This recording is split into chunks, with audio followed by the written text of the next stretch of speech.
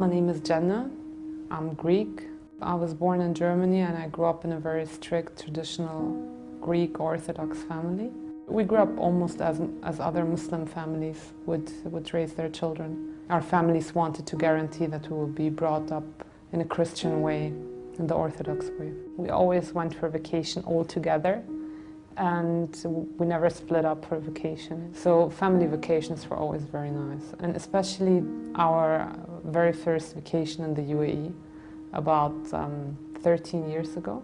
I was like 12, 13 years old, and the first week we stayed in the country, we did a tour all over the UAE. And it was on a Friday when we were on the way to a souk. Suddenly the adhan came on for the time, for the prayer time. And everything stopped. People stopped their cars, took their prayer rugs and just go out and pray on the streets. The sound of the adhan was something that changed something inside of me. And subhanAllah, I don't know what it was, but it never left me, kind of. It changed something and it stayed. And I just wanted to know what it means, what it actually says. I was a person that I did not want to hear the subject death at all. I didn't want to hear about death. I used to leave conversations when it comes to death, and I never attended funerals. My uncle died in front of my eyes, taking his last breath, and that was the thing that changed a lot inside of me. I just started feeling that this life isn't exactly what I thought it is, and we're investing too much time and energy on things that could be gone in a second time. And because after the death of my uncle, I faced a time where I used to wake up 3 times in the night going to check if my father is breathing, if my mom is still breathing. Constant fear of death because you think that this is the end. That made me strongly start researching again about Islam. I researched before about other religions as well, but I could not find any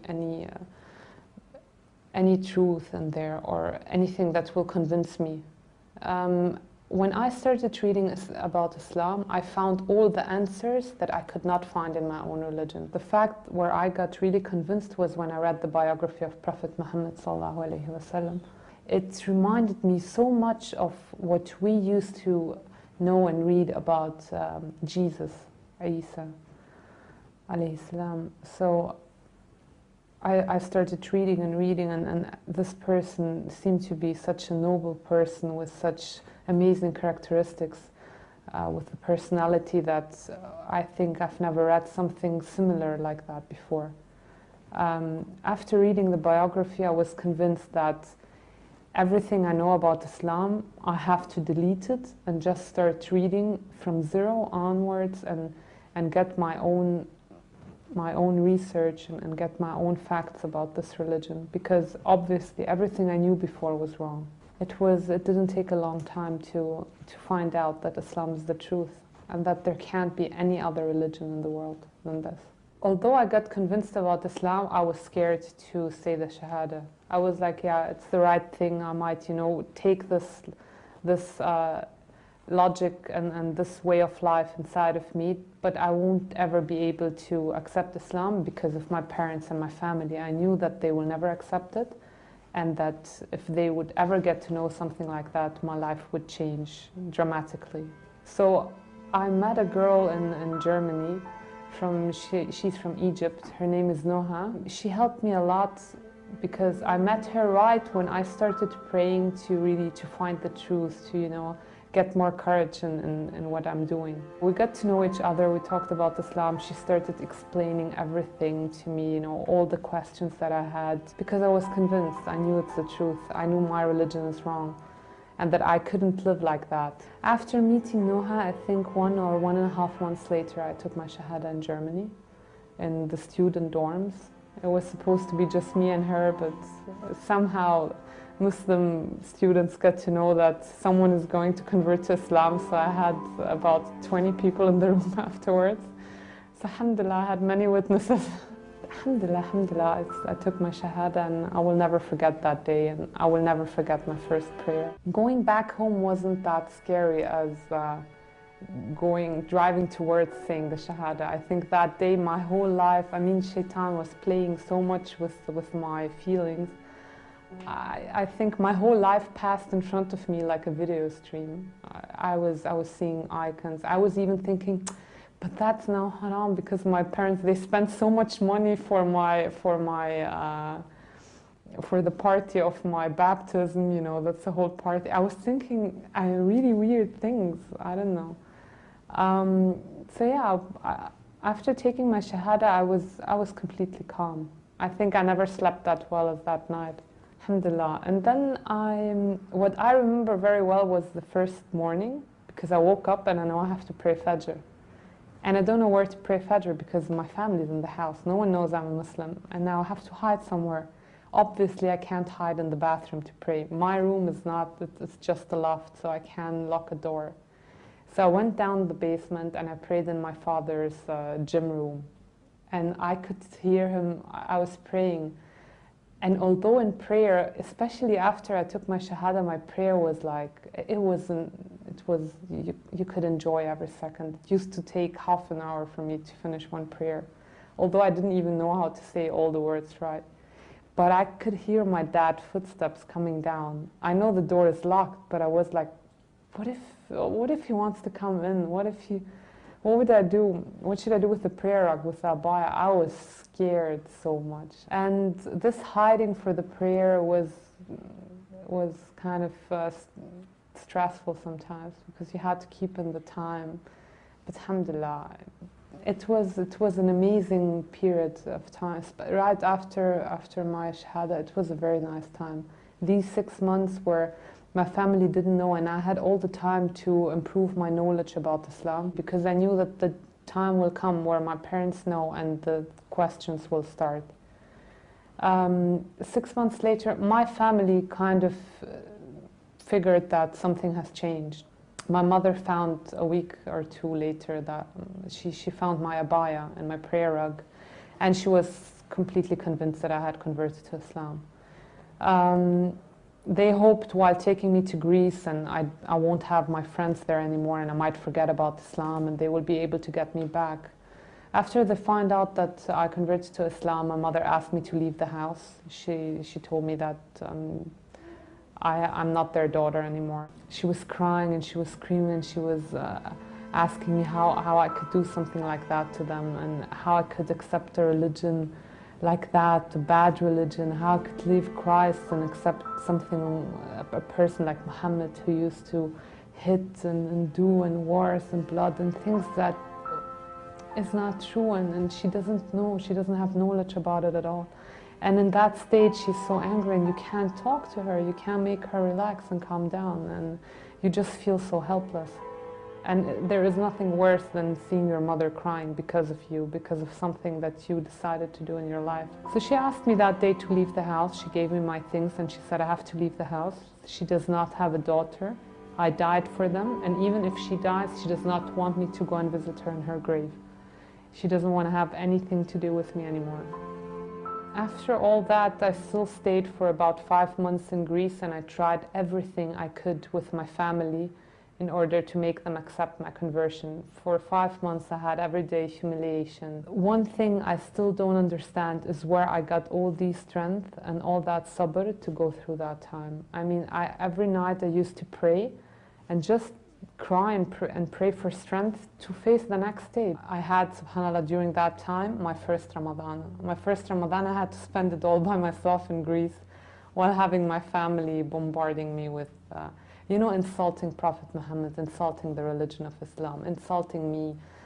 It's very difficult, and I never felt bad about, I never kept something like that inside of me.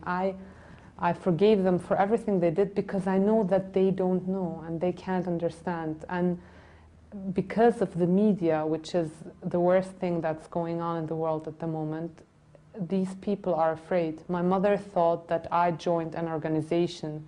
She was asking me, all these people that I have on the internet that I'm chatting with, friends, where do they come from? Do I know? Did I join any organization? Do I have anything to do with terror? That's what she had in mind after she knew that I converted.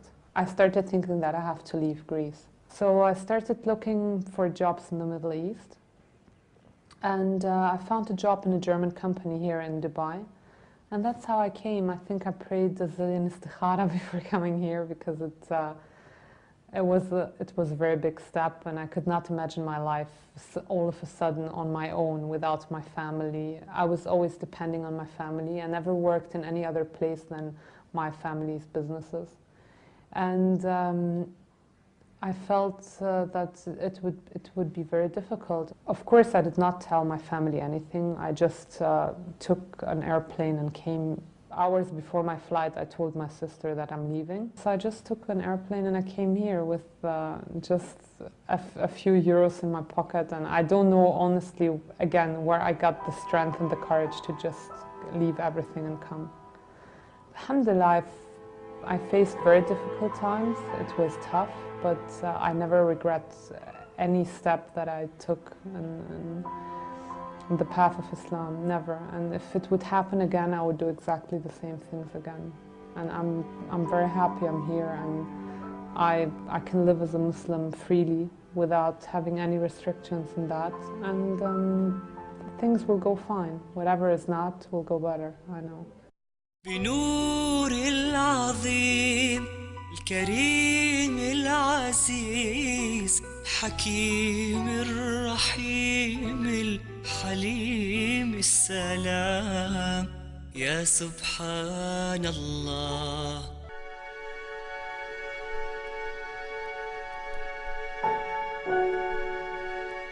The travel was was a half-empty airplane. I was crying non-stop from Athens to Dubai. And yeah, because it was difficult, I know. You think about all the things that happened before, and it's like a cut, and you start completely new, and you know that there is no coming back. Yeah, so I came here, I started working. It was a bit lonely in the beginning, because I didn't know a lot of people here. Actually, I didn't almost know anyone. And I wanted to find an Islamic center in order, to get back into seeing, watching lectures, learning more, and meet maybe other people that might have converted to Islam. I always used to go to the Islamic center in Satwa, and I met there, alhamdulillah, a lot of people. I met Pamela. I will never forget about this, because we had this class and I was late like often, so I came in and she was sitting there and I saw her and I was thinking, why is she sitting there, with sunglasses in the classroom? And she was staring at me the whole time, so I didn't really feel like comfortable. It was very, and then... I wasn't staring at her because she was weird or something, just because she looks exactly like my middle sister. And when she came into the classroom, I felt like I saw my sister. I felt like, okay, I'm going to go hug her, it's perfect. She's converted, she looks like my sister, it's a good substitute. Yeah, and since this day we're in touch, Alhamdulillah. You get very close to people that converted too, because we don't have our families here, right? Yeah. And no matter how less or more, everyone has issues, and everyone gets, quite lonely, and everyone faces problems after conversion. Alhamdulillah, I think that once happens because God just wants to test our sincerity in this subject. And secondly, it makes your iman very strong. It makes you tough when you pass problems. Yeah. Pam, sometimes she calls me, she's like, if it wouldn't be for Islam, I would be in a mental clinic now. And she's right, it's like that. If it wouldn't be for Islam, you would not be able to go through all that. Islam just gives you that. I mean, every time you pray, you get so much strength, This thing, I remember before, my life before Islam, and you have issues and problems, and people smoke, or they drink, or they do a zillion things in order to calm down. In Islam, you just have to pray. And you feel the presence of Allah. I mean, I've never done a dua, it will not come. After a week, 10 days, 2 weeks, a month, it will come, it will work. Of course, I don't make dua, please let me win in the lottery, which is haram anyways, But dua for things that are reasonable. I mean, God is there. He just wants you to get back to Him, to get your strength from Him.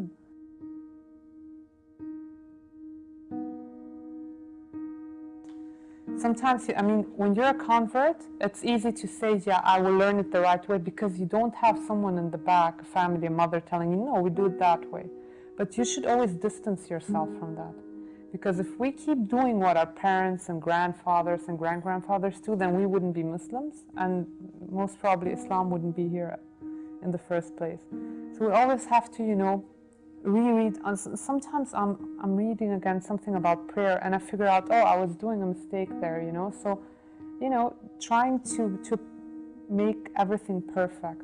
It's your prayer, your fasting, du'as, you know, all these things. In 2006, I had an accident where I almost died. And since that happened, I don't know what happened inside me, but something happened. Like my thinking, everything, I started to rethink my life, what I've done, what I want to do, like everything really changed. I was completely, it happened on the Maldives while I was diving. So I went back to my country and I changed everything. I quit my job where I had a career. I was in university, you know, finishing my HR studies. And I came to Dubai with my luggage. I didn't have a job. I didn't know anyone. I came all by myself. And after 8 months, alhamdulillah, I reverted to Islam. When I started reading about this, it's like, I cannot really explain it. You feel it inside. You feel like you found actually like the answers you were looking for your whole life. It's just I knew why I'm here actually, you know. It's like you're wandering in a dark room. Yeah. All of a sudden, someone switches on the light and you see everything clear. And you look around and you see the world completely different, from a completely different aspect and perspective. Each and every prayer, the first thing that I thank for is that I'm a Muslim. That's the first thing. And as we pray, as we say, and every time we say Al-Fatiha, and we pray that God will keep us on the right path, which is Islam. Wipe away misconceptions about Islam so that we have a better understanding between us and non-Muslims. Because Islam is the most beautiful religion, at the same time the most misunderstood religion. Try to get as much as you can out of Ramadan. Because sometimes people, they take it as they take things for granted. When you convert, you know things are not granted. Being able to pray at any place is not granted. Being able to fast is not granted. I passed my first fasting while my family just knew that I'm Muslim, and I had my mother telling me, so when are you going to drink now? You're going to stay like that what kind of religion is that? Why is it making people suffer? You know, things like that. You break your fast alone, you fast alone, I eat alone, you know. But still, God will give you, still in that moment you're all by yourself, He will give you the pleasure of that. He will show you the sweetness of fasting, how much it gives you, how much wisdom behind these actions. So don't take things for granted, and we don't know when your last Ramadan is going to be, when your last prayer is going to be, so just try to get everything out of this month. It's so important.